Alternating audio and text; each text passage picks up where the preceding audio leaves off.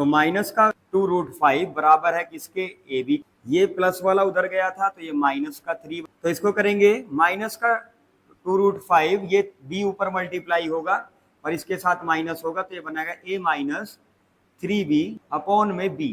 अब ये माइनस का 2 इस साइड जाके इसके साथ मल्टीप्लाई हो जाएगा तो ये बनेगा √5 इक्वल टू, तो ये 2 इधर मल्टीप्लाई में आएगा तो बनेगा ए माइनस 3b अपॉन -2b।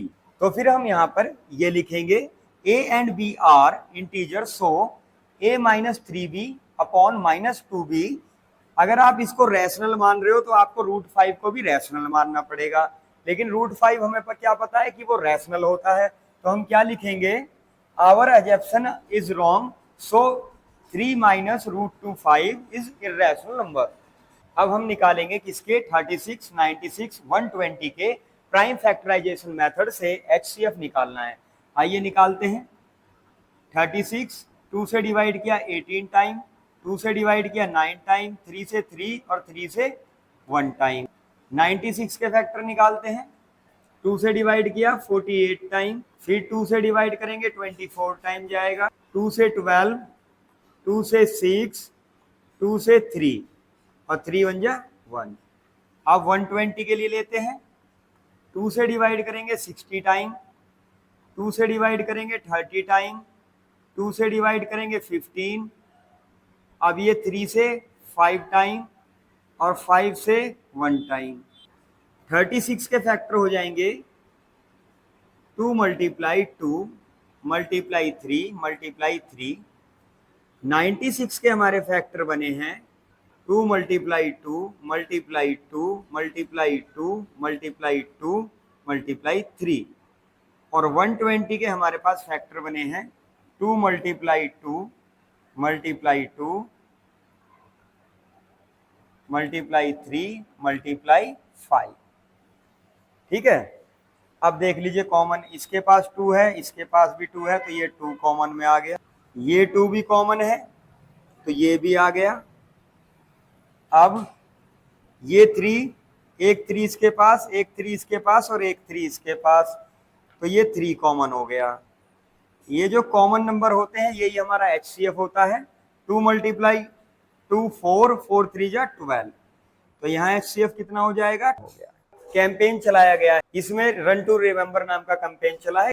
एक सोहम है, एक बानी है। सोहम 12 मिनट के अंदर एक चक्कर को लगाता है और बानी 18 मिनट के अंदर। तो इन्फॉर्मेशन क्या मिली, 12 और 18।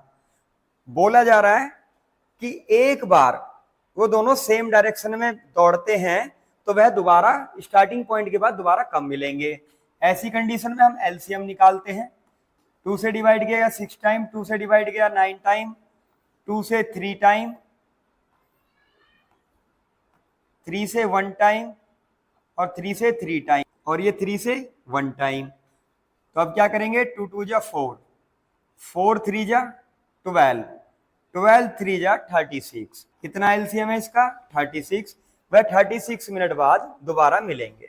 जब भी ऐसे कोई क्वेश्चन आ जाएंगे, कुछ लोग दौड़ लगा रहे हैं या अलार्म का क्वेश्चन आएगा, इन सब में जैसे अलार्म दे दिया 12 बजे, 1 बार बजते हैं, दोबारा कब बजेंगे, 3 अलार्म क्लॉक दी जाएंगी, ऐसी कंडीशन में हमेशा एलसीएम निकालना है। ठीक है, ऐसे ही और क्वेश्चनों के लिए बने रहिए। वीडियो का थर्ड पार्ट भी आने वाला है, कल हम थर्ड पार्ट करेंगे। दोनों पार्टों को देखिए, आपको इसमें कंपार्टमेंट क्लियर करने में बहुत मदद मिलेगी। तो जैसा कि आपने कल वाली वीडियो देख ही ली होगी, हमने उसमें कुछ क्वेश्चन करे थे।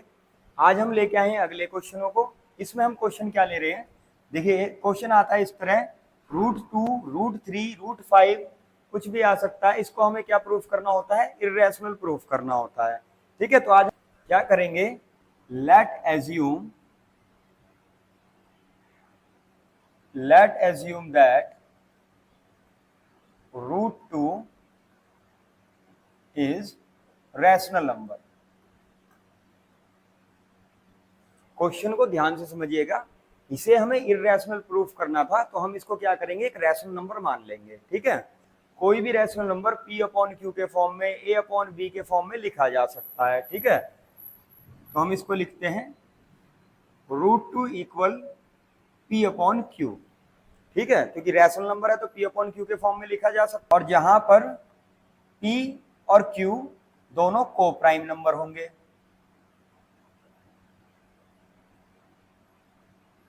ये Q यहाँ डिवाइड में है तो इधर मल्टीप्लाई में आ जाएगा, तो ये बनेगा √2 multiply Q equal to P square. अब हम क्या करेंगे, बोथ साइड स्क्वायर, दोनों तरफ हम इसे स्क्वायर कर देंगे। तो दोनों तरफ स्क्वायर करने पे क्या बनेगा, √2 का स्क्वायर हो जाएगा 2, Q का स्क्वायर हो जाएगा Q स्क्वायर, और P का स्क्वायर हो जाएगा P स्क्वायर। अब यहां से हम लेंगे P स्क्वायर डिविजिबल बाई 2। अगर किसी नंबर का स्क्वायर किसी नंबर से डिवाइड होता है तो वह नंबर भी उस नंबर से डिवाइड होता है, तो हम लिखेंगे P also divisible by 2। P को 2C लेंगे, P को ले लेंगे हम 2C के बराबर, जहां C क्या है, C इज एनी इंटीजर, तो अब जहां P है वहां 2C रखते हैं, तो ये बनाएगा 2Q स्क्वायर इक्वल, P के बदले ये रखना है तो ये हो जाएगा 2C का स्क्वायर, तो 2Q स्क्वायर बराबर हो जाएगा 4C स्क्वायर। 2 से ये कट जाएगा 2 टाइम, Q स्क्वायर हमारा आ जाएगा 2C स्क्वायर के बराबर। यहां लिखेंगे हम Q square is divisible by 2, फिर लिखेंगे Q आल्सो डिविजिबल बाय 2।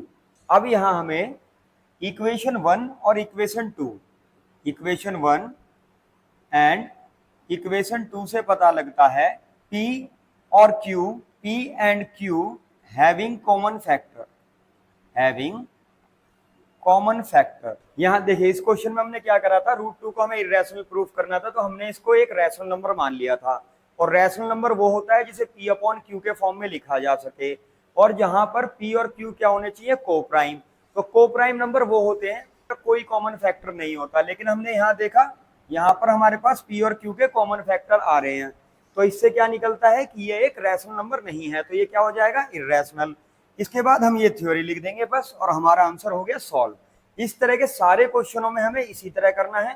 क्या करेंगे, √3 को लेंगे, रैशनल नंबर मानेंगे, P अपॉन Q के फॉर्म में लेंगे, ठीक है, P अपॉन Q के form, √3 equal to P upon Q। तो √3 को लेने के बाद यहाँ पर √3 रखेंगे, दोनों का स्क्वायर करेंगे, √3 का स्क्वायर करोगे 3 आएगा, तो ये सब सेम वैल्यू हो जाएगी। फिर हम क्या बोलेंगे, P square divisible by 3, so P also divisible by 3, ठीक है। फिर हम P के बदले 3C लेंगे, यहाँ पर C क्या है, एक इंटीजर है। इस तरह हम इस क्वेश्चन को करते रहेंगे। ये सारे क्वेश्चन आपको ध्यान से करने हैं, क्योंकि ये क्वेश्चन 2 मार्क्स से लेके 5 मार्क्स तक कहीं भी आ सकता है, ठीक है। चलिए चलते हैं नेक्स्ट क्वेश्चन पे, बाकी ये सब आप ट्राई करके देखना अगर कहीं। अगला क्वेश्चन दिया है 3 - 2√5 इज एन इर्रेशनल नंबर, ये हमें प्रूफ करना है। तो आइए प्रूफ करते हैं। सबसे पहले क्या करेंगे, इसको रैशनल नंबर मान लेंगे। रैशनल नंबर मानेंगे तो ये क्या हो जाएगा, रैशनल नंबर मानते ही इसको रखेंगे हम A अपॉन B के फॉर्म में, जहां A और B जो होंगे को प्राइम होंगे,